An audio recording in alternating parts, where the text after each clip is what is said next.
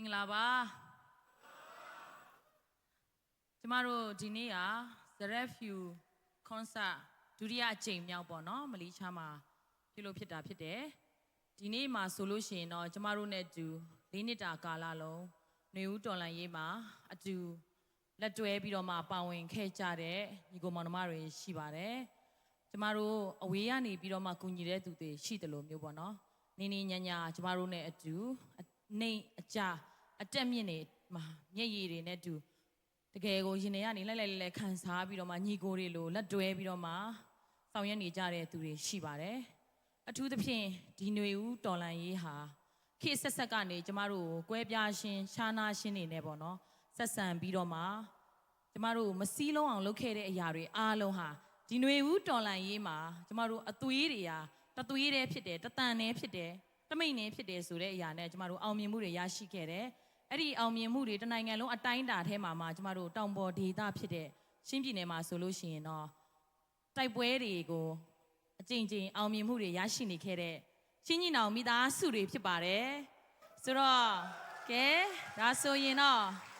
ကျင်တွေးကနေစပြီးတော့မှတိုက်ပွဲတွေတပွဲပြီးတပွဲပြည်သူတွေကိုအောင်မြင်မှုတွေယူဆောင်လာပေးတဲ့ချင်းညီနောင်တွေမြေပြင်မှာအသက်ပေးပြီးတိုက်နေကြတဲ့သူတွေရှိတယ်လို့မျိုးကျမတို့အနောက်တန်းကနေပြီးတော့မှထောက်ပို့နေကြတဲ့သူတွေရှိပါတယ်ကျမတို့ပြည်နိုင်ငံမဲရောက်အခုဆိုကျမလည်း USA မှာနေပါတယ်ဘလောက်ပဲ citizen ပဲဖြစ်ဖြစ်ကျမရဲ့မြေကျမရဲ့ရေဟာကျမရဲ့မြန်မာနိုင်ငံဖြစ်ပါတယ်လို့ဘယ်နာပဲရောက်ကျမတို့ဒီအမြဲတမ်းကိုဧည့်သည်လိုပဲခံစားရတာဖြစ်ပါတယ်အိတ်နေတဲ့ခါတိုင်းမှာလမ်းဆွတ်တန်တတဲ့ခါတိုင်းမှာနောက်ဆုံးကျမတို့ဒီနိုင်ငံမှာချက်တဲ့ဟင်းကိုကိုယ်တိုင်ချက်ပင်မဲ့စားရင်တော့မှအမိမြန်မာပြည်ကနေခူးပြီးတော့မှစားတဲ့အရွက်ကပို့ပြီးရှို့တယ်လို့ခံစားရတာဖြစ်ပါတယ်ဒါကြောင့်မို့လို့ကျမတို့မြေကျမတို့ရေကိုကျမတို့အာနာရှင်ရဲ့မကောင်းမှုကြောင့်ဒီနေရာမှာရောက်နေပေမဲ့လည်းတနေ့ကျမတို့ရဲ့သားစင်မျိုးဆက်မှာဒီလိုမျိုးကျမတို့ဘွဲ့တွေပညာတွေတက်ပြီးတော့မှနိုင်ငံခြားမှာရောက်လာစရာမလိုအောင်ကျမတို့မှာဒီအချိန်မှာအသီးစိုက်ပျိုးဖို့အချိန်ဖြစ်ပါတယ်ခေတ်ဆက်ကနေအာနာရှင်ကိုတော်လှန်ခဲ့ကြပေမဲ့ဒီအချိန်လောက်စီးယုံနေရဘယ်နေရာမှာကျမတို့ရှာတွေ့မှာမဟုတ်ပါဘူးဒါကြောင့်မို့လို့ဒီတစ်ချိန်ဟာကျမတို့တဲ့နောက်ဆုံးချိန်ဖြစ်တယ်ဒီနောက်ဆုံးချိန်မှာကျမတို့ PDF ဇုံးလန်းနဲ့အတူလက်တွဲပေးကြတဲ့ချင်းညီနောင်မိသားစုတွေကိုဖိတ်ခေါ်ပါတယ်ကျမတို့မရာခေါင်းဆောင်လက်ခေါ်ဖိတ်ခေါ်ပါပါမင်းတက်ခေါင်းဆောင်ကျမတို့ချင်းညီနောင်ရဲ့ခေါင်းဆောင်တွေအားလုံးစင်ပေါ်ကိုတက်လာပေးဖို့ရန်အတွက်ဖိတ်ခေါ်အပ်ပါတယ်ရှင်ချင်းညီနောင်ကိုစားပြုခေါင်းဆောင်တွေလက်ခုပ်ဩဘာတွေနဲ့ကျမတို့ဖိတ်ခေါ်ကြရအောင်ကျန်တဲ့သူတွေကိုလည်းတက်လာပေးပါနော်ကျန်တဲ့သူတွေဘယ်သူရှိလဲလာနိုင်တဲ့သူတွေတက်လာပေးပါရှင်မင်းတက်ကရောမင်းတက်ကနေလည်းတက်လာပေးဖို့ရန်ဖိတ်ခေါ်ပါတယ်ရှင်ကံပလက်မရာရှိပါပြီဖလမ်ကောင်းဆောင်ကိုဖိတ်ခေါ်ပါတယ်ရှင်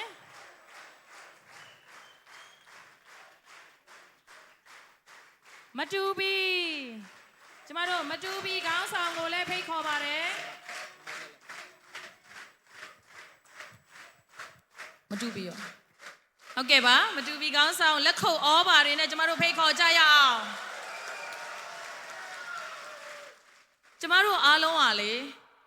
လူဆိုတာအတ္တဆန်တဲ့လူမျိုးပါဒါညင်းလို့မရဘူးအတ္တဆန်တဲ့လူတိုင်းဟာကိုယ့်လူမျိုးကိုပဲရှစ်တယ်ဆိုတော့ကျမလည်းကျမလူမျိုးကိုပို့ရှစ်တယ်လို့မရာလည်းမရာလူမျိုးကိုပို့ရှစ်မှာပဲဒါပေမဲ့ဘလောက်ပဲအတ္တဆက်ဆန်ဒီတော်လန်ရုံးမှာမပူးပေါင်းရင်ဘယ်တော့မှဆရာနာရှင်ရောမနိုင်ဘူးအဲ့တော့ဇုံမီးကိုချစ်တယ်ဇုံဂမ်ကိုချစ်ရင်လူတိုင်းနဲ့လက်တွဲနိုင်ရမယ်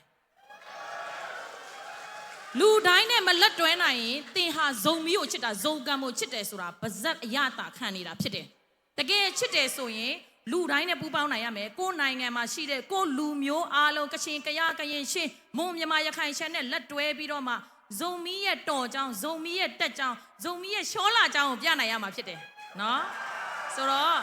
ကျမတို့နဲ့အတူ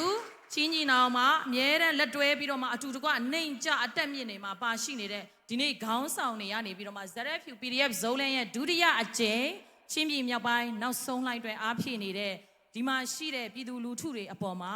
မိခွန်းမှာစကားလေးတယောက်အနေငယ်ပြောကြပေးဖို့ရန်အတွက်ကျမအနေနဲ့မေတ္တာရက်ခံလိုပါတယ်ရှင်ပထမဆုံးအနေနဲ့မရာခေါင်းဆောင်ကိုကျမပေးပါမယ်စကားပြောတဲ့ခါကြလို့ရှိရင်ကျမတို့တလီတစားနားထောင်ပေးပြီးသွားတဲ့ခါကျရင်လက်ခုပ်ဩဘာတွေနဲ့ရှင်းပြကြရအောင်နော်အားလုံးမင်္ဂလာပါ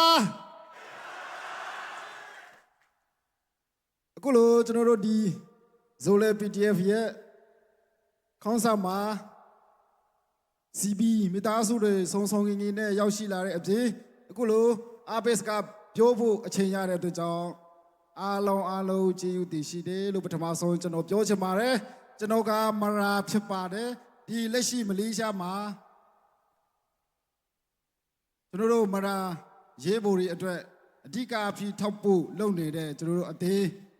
ဖာရာဇီရဲ့ဥက္ကဋ္ဌဖြစ်ပါတယ်ဒီနေ့ဒီချိန်မှာကျွန်တော်တို့ဘာမှကြောက်စရာမလိုဘဲနဲ့ရှေ့ဒူးဖို့ပဲရှိတယ်ဆိုတာကျွန်တော်ပထမဆုံးပြောချင်ပါတယ်ကျွန်တော်တို့ကြောက်ရမှာကဘာလဲဆိုတော့အခုချိန်မှာကျွန်တော်တို့လုပ်နေတဲ့ဒီအာနာရှင်စနစ်ကနဲ့မယုံထွက်နိုင်မှာကိုကျွန်တော်အကြောင်းဆုံးဖြစ်ရမှာဖြစ်တယ်တကယ်ကျွန်တော်တို့ဟိုးအရှင်တို့ကကျွန်တော်တို့အဖိုးဖွားခေတ်ဒီမှာနောက်အရင်ကကျွန်တော်တို့မလုပ်ခဲ့ဘူးတဲ့အရာတွေကျွန်တော်တို့အခုတတိရှိနဲ့ကျွန်တော်လုပ်နေရတာဖြစ်ပါတယ်ကျွန်တော်ရေကျွန်တော်တို့မြေကျွန်တော်တို့လေဒီတောင်နားမှာမွေးပြီးတော့မှကျွန်တော်ဒီတောင်နားဒီရေမြေလေဒီကိုသူများလက်ထက်မရောက်အောင်ကျွန်တော်တို့ကာကွယ်ပြီးတော့ရှောက်ရမှာဖြစ်ပါတယ်ဒါရီဟာကျွန်တော်တို့တမိုင်းပေးတာဝန်ဖြစ်တယ်အဲ့တော့ကျွန်တော်တို့ဒီရေဒီလေဒီမြေမှာစားပြီးတော့တောက်ပြီးတော့ကြီးပြင်းလာတဲ့ကျွန်တော်တို့လူတွေအားလုံးဟာကိုယ်နိုင်ငံကိုယ်နေမြေကိုယ်ဒေသကိုကာကွယ်ပြီးတော့မှကေတင်ဖို့ကျွန်တော်တို့အခုချိန်ကအကောင်းဆုံးအချိန်ဖြစ်တယ်ဆိုတာကိုကျွန်တော်ပြောချင်တယ်အဲ့တော့ဒီနေ့ကစပြီးတော့ရှက်တူးပြီးတော့မှကျွန်တော်တို့အောင်မြင်မှုအဆုံးထိရသည့်အထိကျွန်တော်တို့လက်တွဲပြီးတော့မှဆက်လက်ပြီးတော့ချီးသေးကြပါစို့လို့ကျွန်တော်ပြောကြချင်ပါတယ်အားလုံးကျေးဇူးတင်ပါတယ်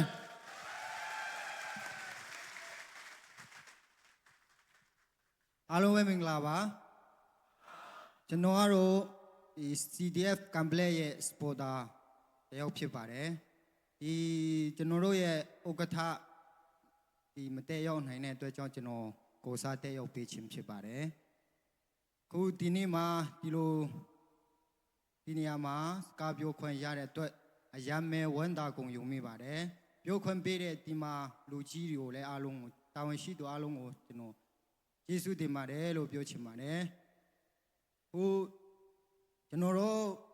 2021စစ်ကောင်စီအာဏာသိမ်းချိန်ကနေစပြီးတော့ကျွန်တော်တို့အခက်အခဲများစွာကြိုဖြတ်ပြီးတော့အခုချိန်ထိကျွန်တော်တို့တောင်းခံလာပြီးမှဒီ9နှစ်တာအတွင်းမှာကျွန်တော်တို့အောင်မြင်မှုတွေလည်းအများကြီးရရှိခဲ့တာဖြစ်ပါတယ်ဒီလိုအောင်မြင်မှုတွေရရှိဖို့အတွက်ကျွန်တော်တို့တစ်ဖက်မှာအသက်ပေါင်းများစွာလဲပေးခဲ့တာလဲရှိပါတယ်ကိုလည်းအင်္ဂါတခြားသောအရာများကိုလည်းပေးစားခြင်းအများစွာရှိခဲ့ပါတယ်ဒီလိုမျိုးအောင်မြင်မှုရဲ့နောက်ွယ်မှာကျွန်တော်တို့အခက်ခဲအများစွာရှိတဲ့အထက်မှာဒီမြေပြင်မှာရှိတဲ့ရဲဘော်တွေနဲ့အခုလိုမျိုးကျွန်တော်တို့ရေမြေချားမှာရောက်ရှိနေတဲ့ကျွန်တော်တို့ပြည်သူတွေရဲ့တသွေးတသားတီးရတီးပြီးတော့စီးလုံးချင်းဖြစ်အခုဆိုရင်ကျွန်တော်တို့ဟာကျင်သွေးမြော့ကနေစားပြီးတော့မတူပင်မင်တာကမ်ပလက်အခုဆိုရင်ကျွန်တော်တို့ဖလမ်အထိကျွန်တော်တို့ပြန်လည်အုပ်ချုပ်နိုင်ပြီဖြစ်ပါတယ်အခုနောက်ဆုံးကြံနေတဲ့ကျွန်တော်တို့ချင်းညီနောင်ဒီရဲ့အဖွဲ့ဝင်တစ်ခုဖြစ်တဲ့ PDF ဆိုလန်တည်ရှိတဲ့နေရာကျွန်တော်တီမြို့ကိုကျွန်တော်တို့ပြန်လည်တည်ယူနိုင်ဖို့အတွက်ကျွန်တော်တို့ချင်းညီနောင်အနေနဲ့စူးစမ်းနေတဲ့ကာလဖြစ်တဲ့အတွက်ကြောင့်ဒီမှာရောက်ရှိလာတဲ့သူနဲ့ဒီမှာ line ပေါ်မှာကြည့်နေတဲ့သူအကုန်လုံးပူပေါင်းပါဝင်ပေးကြဖို့အားလုံးကိုတောင်းဆိုချင်ပါတယ်အားလုံးကိုကျေးဇူးတင်ပါတယ်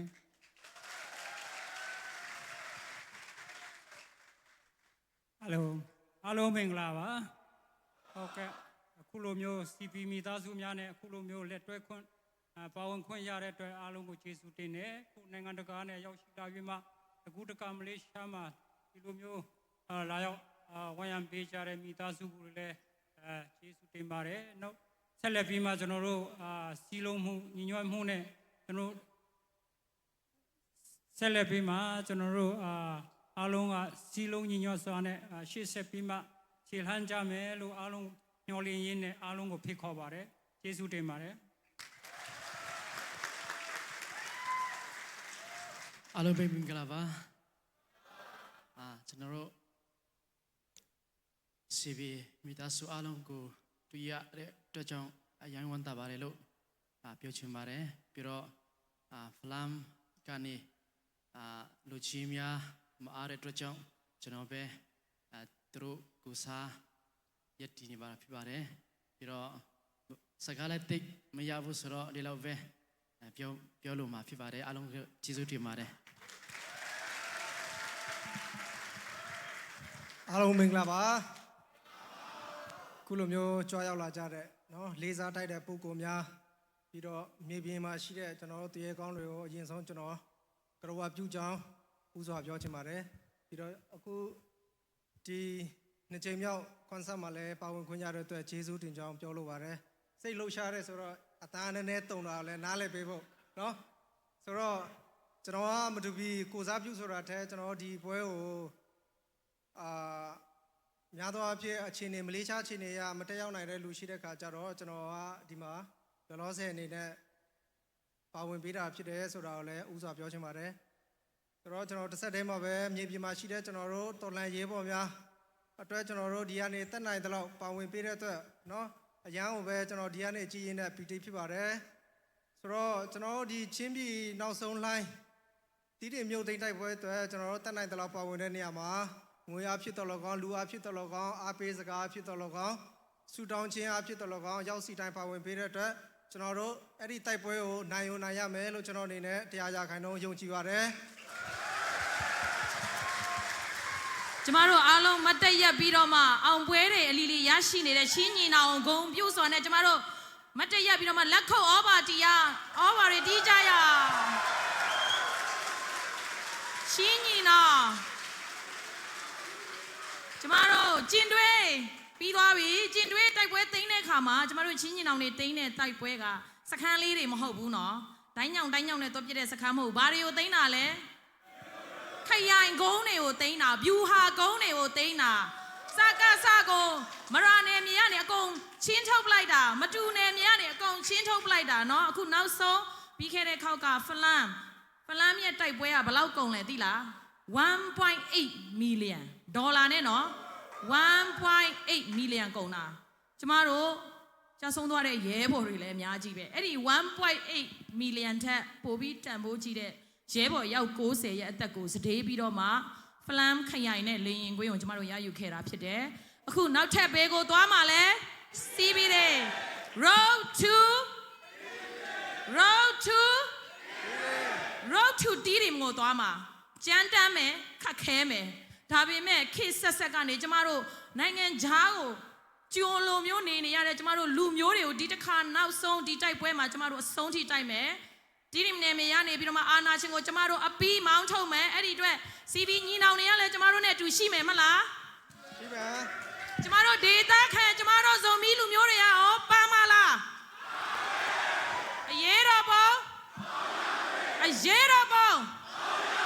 အရေးတော်ပုံအောင်ကိုအောင်ရမည်ကျေးဇူးတင်ပါတယ်ရှင်